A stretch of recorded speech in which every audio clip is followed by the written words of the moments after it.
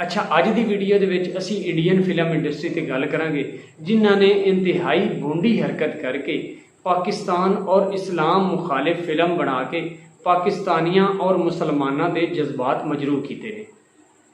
इस फिल्म दे विच इन्हां दे अदाकार सनी देओल ने हथौड़ा विखा के ते पाकिस्तानियां नूं ललकारिया है, लेकिन ये नहीं जानता कि असीं ते दुश्मन नूं भी बार्डर ते चाह पिलाण तो बगैर नहीं जाण देंदे। ये अलहदा गल है कि असी कहने कि इस्लाम सानू अमन का दर्स देता है, लेकिन इन्हां लोगों नूं अमन रास नहीं आ रहा। इस फिल्म का एक क्लिप मैं तुहानूं दिखाना, इस तो बाद अगली गल करने। कैसे आजादी दिलाओगे तुम?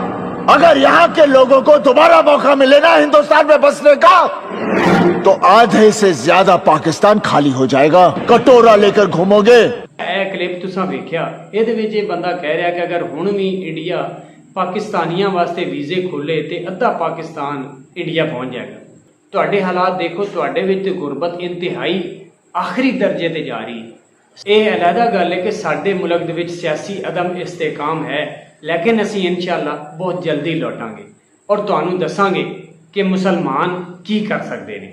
अच्छा, इन्हां नूं तो छड्डो, साडे मुल्क दे विच भी कुछ ऐसे लौंडे पैदा हो गए हैं जिहड़े कि दुश्मन की चाल चल रहे हैं।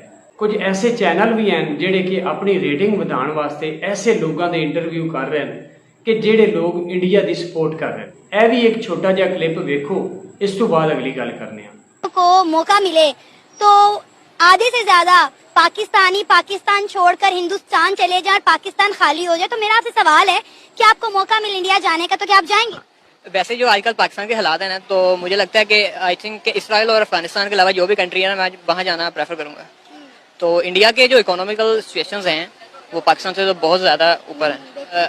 न्यूट्रल बेसिस पे देखें तो फिर आई थिंक तुसीं क्लिप वेख्या होना, ਇਹਦੇ ਵਿੱਚ ਵੇਖੋ कि ਇਹ लौंडे ਜਿਹੜੇ ਹਨ पाकिस्तानी हो के ते इंडिया ਨੂੰ सपोर्ट कर रहे हैं। ਇਹੋ ਜਿਹੇ लौंडिਆਂ ਨੂੰ ਫੜ ਕੇ ਸਿੱਧਾ इंडिया डिस्पैच करना चाहिए ताकि ਇਹਨਾਂ ਨੂੰ भी समझ आवे ते उन्हां ਨੂੰ भी समझ आवे।